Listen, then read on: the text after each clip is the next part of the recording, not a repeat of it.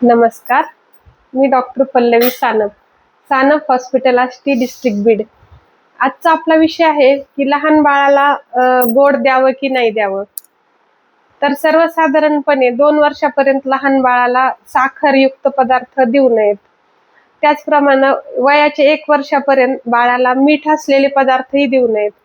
कारण जे breast milk असतं त्याच्यामध्ये बाळाला आवश्यक तेवढं मीठ असतं. आणि जर तुम्ही एक्स्ट्रा सोडियम द्याल तर बाळाच्या ज्या किडनीज असतात त्या पूर्णपणे मॅच्युअर झालेल्या नसतात, म्हणजे विकसित झालेल्या नसतात.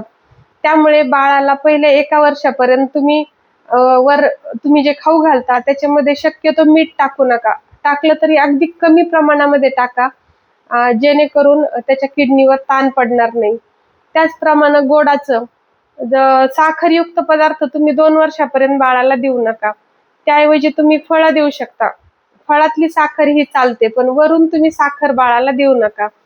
त्यामुळे भविष्यामध्ये ओबेसिटी म्हणजे लठ्ठपणा, त्याचप्रमाणे भविष्यामध्ये लठ्ठपणाशी निगडीत असलेले जे आजार आहेत, म्हणजे मधुमेह, बीपी, या गोष्टी होण्याची त्याला भरपूर शक्यता असते. त्यामुळे तुम्ही जर बाळाला मीठ आणि साखरयुक्त पदार्थ देत असाल तर ही रील तुम्ही जरूर बघा. आणि पुढचा व्हिडिओ कुठल्या विषयावर बनवायचा हे कमेंट बॉक्समध्ये तुम्ही मला नक्की सांगा.